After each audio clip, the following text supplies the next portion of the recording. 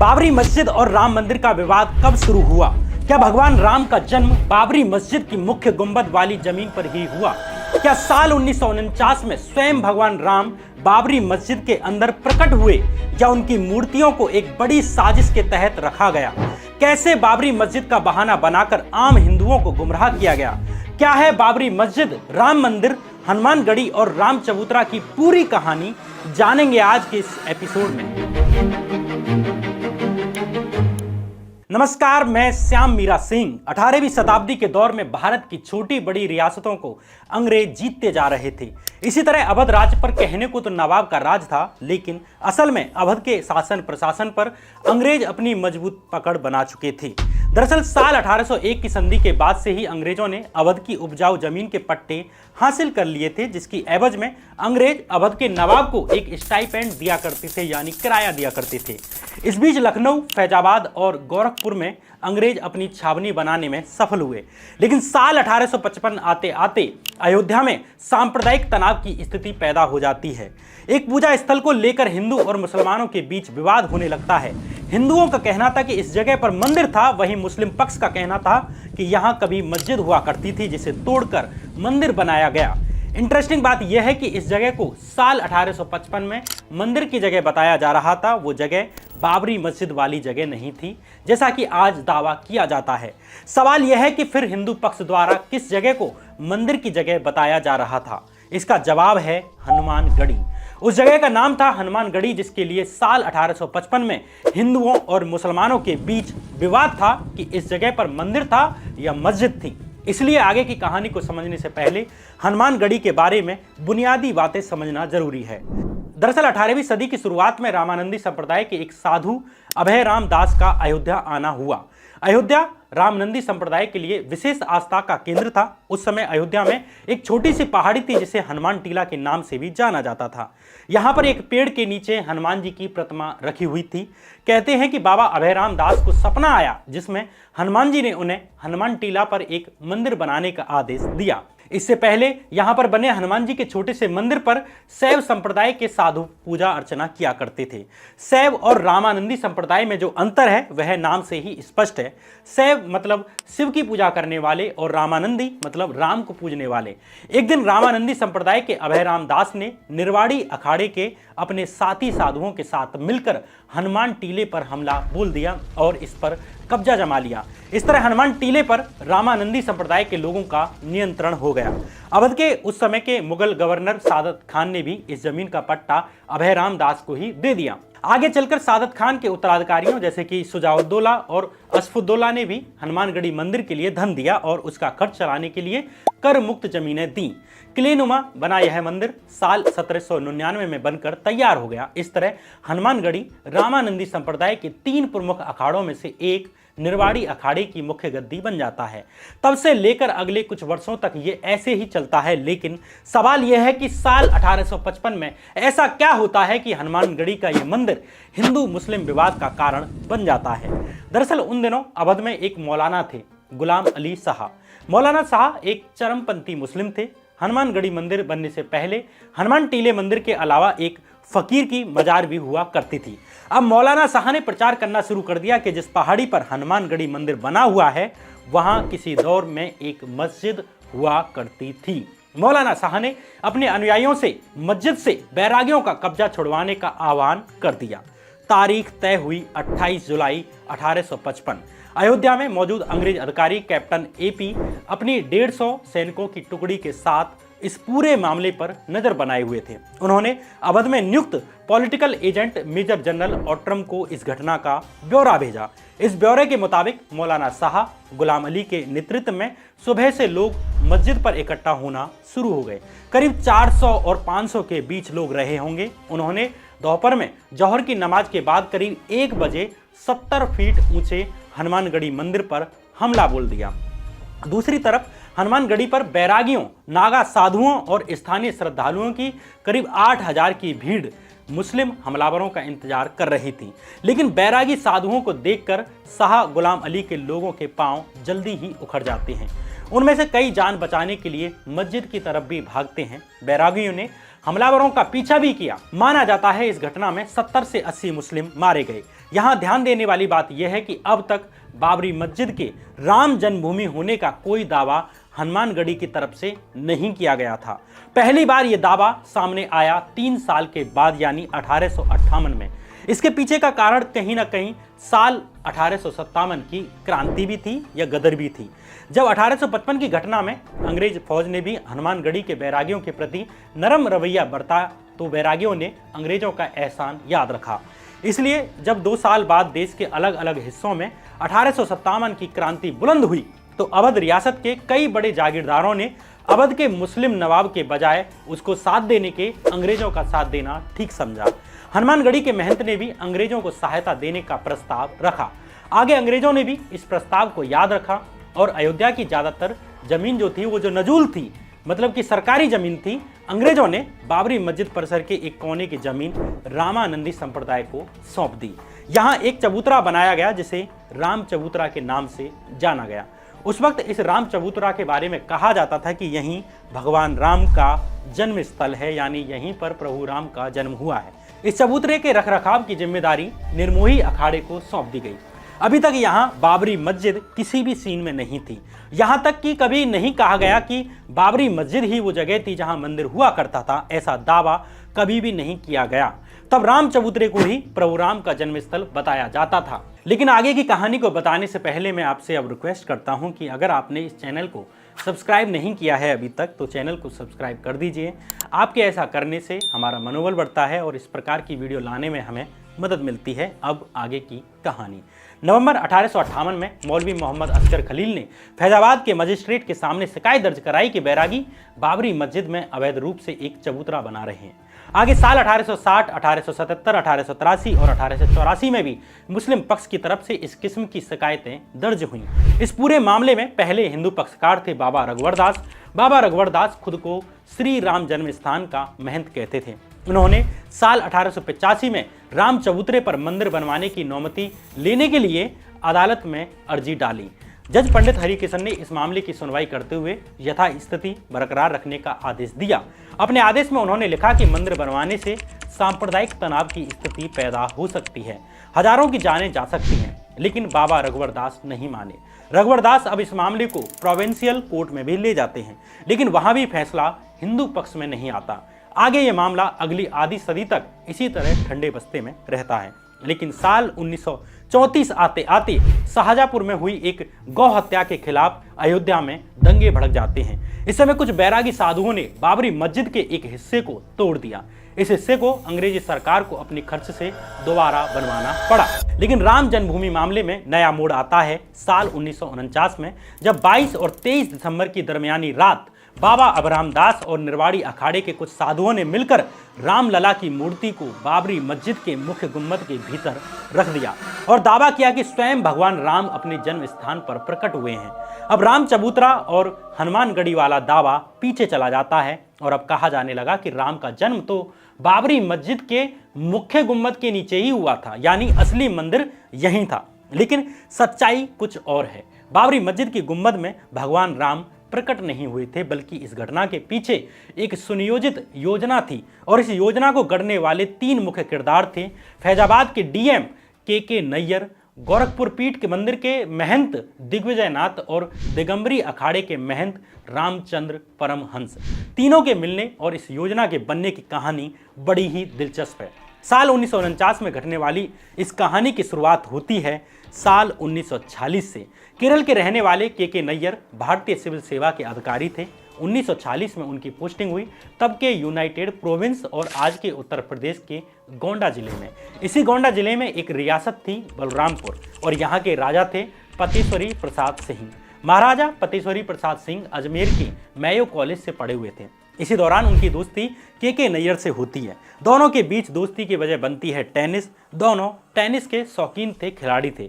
महाराजा पतेश्वरी प्रसाद सिंह की गोरख पीठ में भी श्रद्धा थी। इत्तेफाक से गोरख पीठ के महंत दिग्विजय नाथ भी टेनिस के शौकीन निकलते हैं। लंबे चौड़े कद के दिग्विजय नाथ कॉलेज के दौर से ही अच्छे स्पोर्ट्समैन रहे थे। टेनिस के मैदान में अपने से आधी उम्र के पतेश्वरी प्रसाद सिंह को वो मैदान में टिकने भी नहीं देते थे। इसी तरह टेनिस कोर्ट में उनकी मुलाकात होती है के नैयर से। धीरे धीरे खेल के अलावा राजनीति पर बातें होने लगती हैं।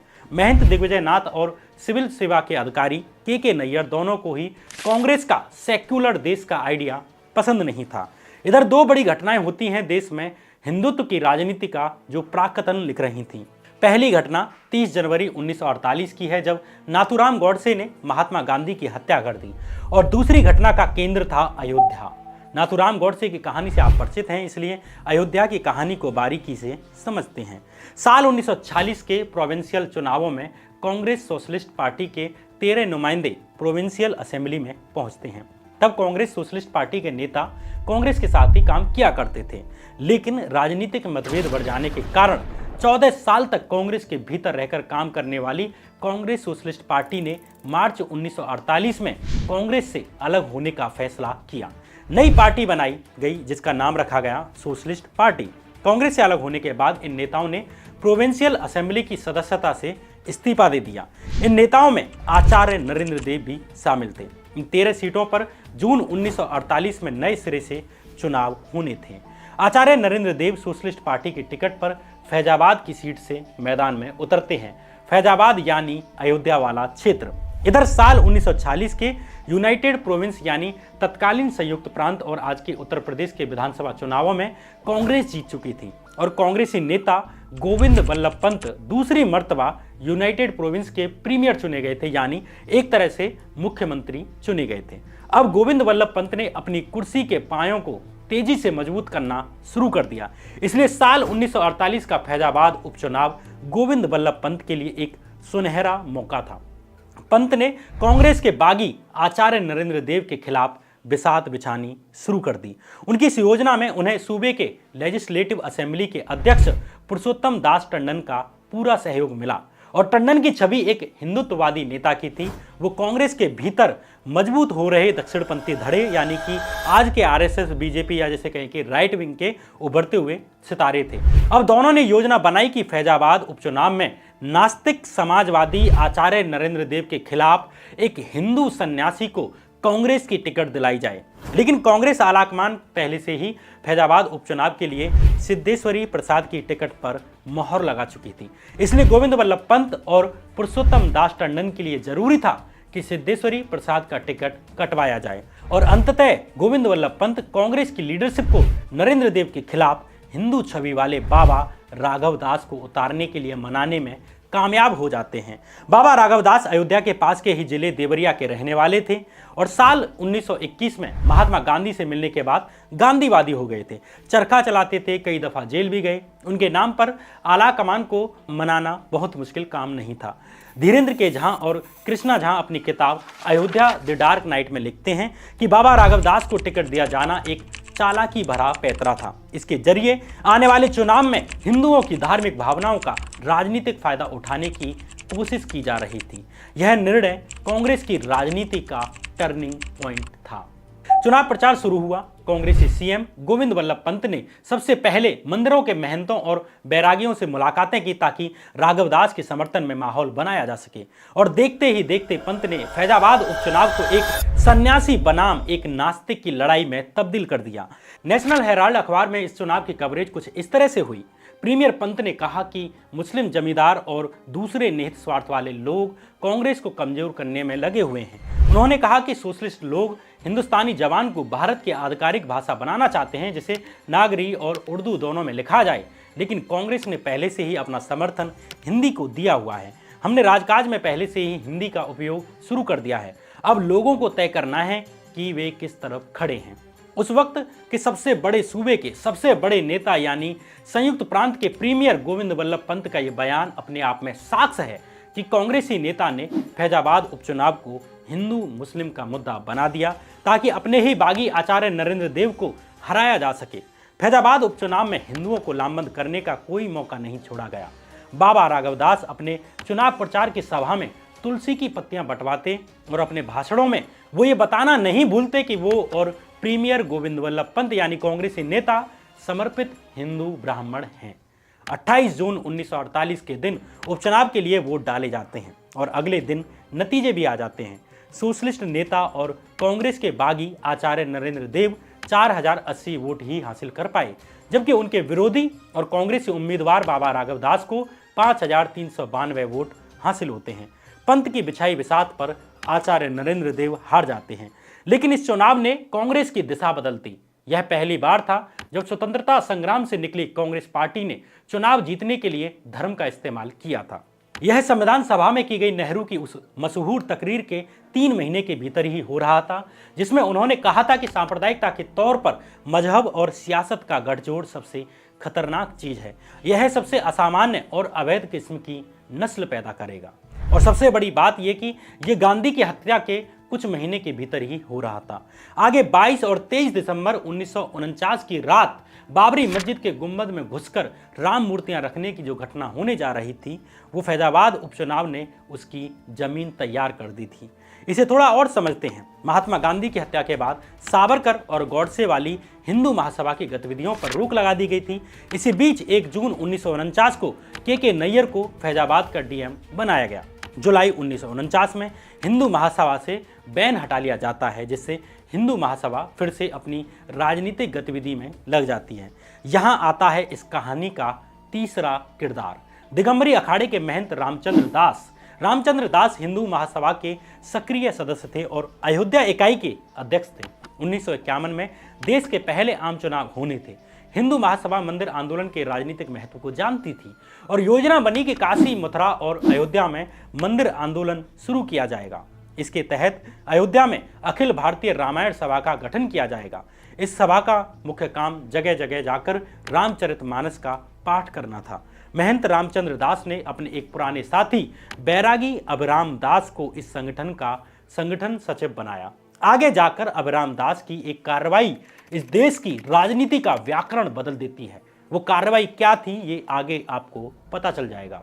अभिराम दास के बचपन का नाम अभिनंदन मिश्र था। वो दरभंगा के रहने वाले थे और गरीब परिवार से आने वाले अभिनंदन 1934 के आसपास घर बार छोड़कर अयोध्या आ गए।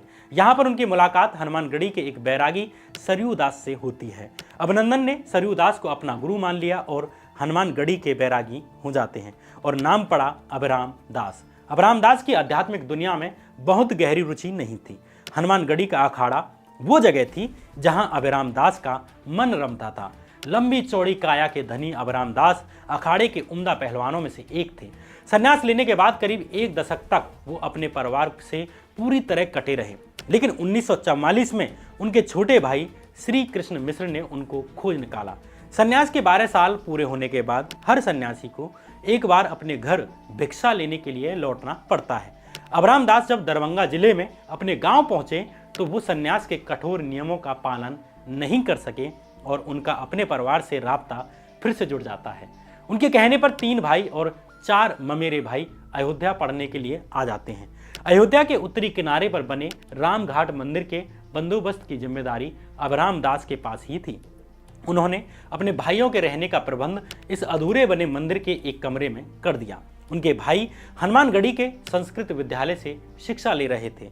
अब उस घड़ी का वक्त आ जाता है जिसने इस देश की पूरी राजनीति बदल दी, जिसकी नींव पर आगे चलकर पूरा राम मंदिर आंदोलन खड़ा होता है। 22 दिसंबर 1949 रात के 10 बज रहे थे। अभिराम दास रामघाट स्थित मंदिर पहुंचे।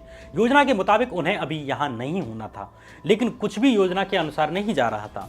योजना के मुताबिक अभिराम दास और दिगंबरी अखाड़े के महंत रामचंद्र परमहंस को 16वीं शताब्दी में बनी बाबरी मस्जिद में एक साथ घुसना था, लेकिन ऐन मौके पर महंत रामचंद्र दास गायब हो जाते हैं। इसकी एक व्याख्या ये भी हो सकती है कि वो अभिराम दास को बताए बिना ही कलकत्ता में होने जा रहे हिंदू महासभा के अधिवेशन में भाग लेने के लिए चले गए हों। जो भी हो, रामचंद्र दास मौके पर नहीं थे और अभिराम दास को ये बात परेशान कर रही थी। अभिराम दास ने रात 11 बजे अपने भाइयों को खड़ा होने के लिए कहा। इसके बाद अभिराम दास ने अपने छोटे भाई उपेंद्र मिश्रा को अपने ममेरे भाई युगल किशोर झा का हाथ थामने के लिए कहा। युगल किशोर उनके भाइयों में सबसे बड़े थे। अभिराम ने सबके सामने कहा कि अगर मैं कल सुबह तक वापस नहीं लौटता हूं तो मेरे बाद मंदिर और तुम लोगों की देखभाल करने की जिम्मेदारी युगल किशोर की होगी। इसके बाद वो कमरे से तेजी से बाहर निकल जाते हैं। उनके 2 भाई युगल किशोर और इंदु शेखर झा उनके पीछे पीछे चलने लगते हैं। दोनों को अंदाजा नहीं था कि आगे क्या होने जा रहा है। अभिराम दास 10 मिनट में पैदल चलते हुए राम चबूतरे तक पहुंच जाते हैं। कुछ ही देर में वहां हनुमानगढ़ी के एक और बैरागी वृंदावन दास पहुंचते हैं। इनके हाथ में रामलला की छोटी सी मूर्ति थी। निर्मोही अखाड़े के अबराम दास ने इस मूर्ति को अपने हाथों में पकड़ लिया और आगे बढ़ जाते हैं। अब उनके सामने भीतरी पर्दे की एक दीवार बची थी। सारी उम्र अखाड़े में देह को मांझने वाले अबराम दास के लिए ये कोई मुश्किल भरा काम नहीं था। अबराम दास दीवार फांदकर मस्जिद के भीतर पहुंच जाते हैं और उन्होंने वहां पर रामलला की मूर्तियां रख दी। अगले दिन इस घटना ने भारत की राजनीति में भूचाल ला दिया। इस घटना के बारे में कहा जाने लगा कि स्वयं भगवान श्री रामलला का प्रकटोत्सव हुआ है। स्वयं भगवान अपने जन्म स्थान पर प्रकट हुए हैं। इस अफवाह के दम पर कुछ लोगों ने यह प्रचारित करना शुरू कर दिया कि बाबरी मस्जिद ही वो जगह है जहां राम प्रकट हुए। इससे पहले कभी भी बाबरी मस्जिद का जिक्र राम मंदिर जन्म स्थान के रूप में नहीं किया जाता था। न्यूज 18 समाचार को दिए बयान में राम जन्मभूमि समिति के अध्यक्ष अच्युत शंकर शुक्ला बताते हैं कि 1949 में पौष शुक्ल की तृतीया को भगवान राम प्रकट हुए थे। आगे इस दिन को प्रकटोत्सव दिवस के रूप में मनाया जाने लगा। इस घटना के तत्काल बाद निर्मोही अखाड़े के अबराम दास, जिन्हें अभय राम दास भी कहा जाता था, उनके खिलाफ एक FIR रजिस्टर कर ली जाती है। अभय राम के साथ सिद्धेश्वर राव और शिवचरण दास समेत 60 अन्य लोगों के खिलाफ भी FIR दर्ज की गई। तत्कालीन पुलिस अधिकारी राम दुबे ने FIR को इस तरह रजिस्टर किया। मैं सुबह 7 बजे जन्मभूमि पहुंचा। मुझे कांस्टेबल माता प्रसाद से पता चला कि करीब 50-60 लोग मस्जिद का ताला तोड़कर और दीवार फांदकर मस्जिद में घुस गए, जहां उन्होंने रामलला की मूर्तियों को स्थापित किया और गेरुआ रंग से दीवारों पर श्री राम लिख दिया।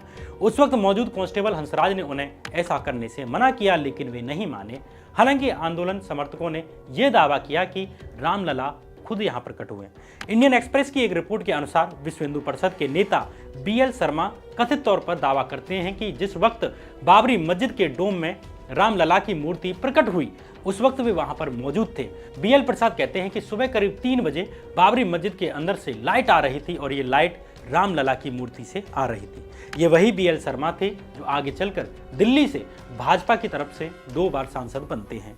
बाबरी मस्जिद की मुख्य गुंबद के नीचे रामलला की मूर्ति रखने की घटना आगे जाकर संपूर्ण बाबरी मस्जिद को तोड़े जाने की साजिश का कारण बनती है। आम हिंदुओं में यह संदेश गया कि भगवान राम का जन्म बाबरी मस्जिद की गुंबद के नीचे वाली जगह पर ही हुआ है, जबकि इस घटना से पहले राम चबूतरा को प्रभु राम का जन्म स्थान माना जाया करता था। साल 1992 में बाबरी मस्जिद ढहाए जाने की घटना के बाद बैठी इंक्वायरी यानी द लिब्रेहन कमीशन ने अपनी रिपोर्ट में 1948 की घटना को एक बड़ी साजिश का परिणाम बताया। द लिब्रेहन कमीशन रिपोर्ट ने आगे कहा कि रामलला की मूर्ति के प्रकट होने की घटना एक बड़ी साजिश का हिस्सा मालूम पड़ती है, जिसमें लोकल प्रशासन भी शामिल था। ये रिपोर्ट इस साजिश में मुख्य भूमिका निभाने के लिए खासकर गोंडा जिले के DM KK नैयर की तरफ इशारा करती है।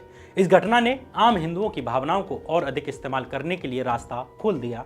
आज भी आम भोले वाले हिंदुओं के एक बड़े हिस्से को लगता है कि राम बाबरी मस्जिद में ही प्रकट हुए थे, लेकिन असली कहानी कुछ और है। इस देश के लोग बड़े निर्दोष और धार्मिक प्रवृत्ति के हैं। उन्हें अपनी जान से अधिक भगवान प्यारे हैं, भगवान राम प्यारे हैं। भगवान की आड़ में सदियों से इन निर्दोष लोगों को ठगा गया और आज भी ठगा जा रहा है। एक पूरा देश ही इस बात में लग गया कि मंदिर यहाँ था, मस्जिद यहाँ थी, मूर्ति यहाँ प्रकट हुई थी, यहाँ जन्म हुआ था, यहाँ नहीं हुआ था।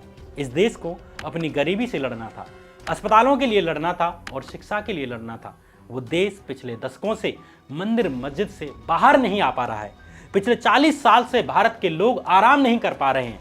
हमारी इस मानसिक थकान पर ही कुछ खास पार्टियों के लोग राजनीतिक फसल काट रहे हैं, जिसका न राम से मतलब है न इंसान से। बहरहाल ये कहानी यहीं खत्म होती है। आपको ये वीडियो कैसी लगी कमेंट करके हमें ज़रूर बताएं। अगर आप ये वीडियो शेयर करेंगे तो हम इसे अपने पर्सनल सपोर्ट की तरह लेंगे। तब तक के लिए बने रहिए चैनल पर। नमस्कार।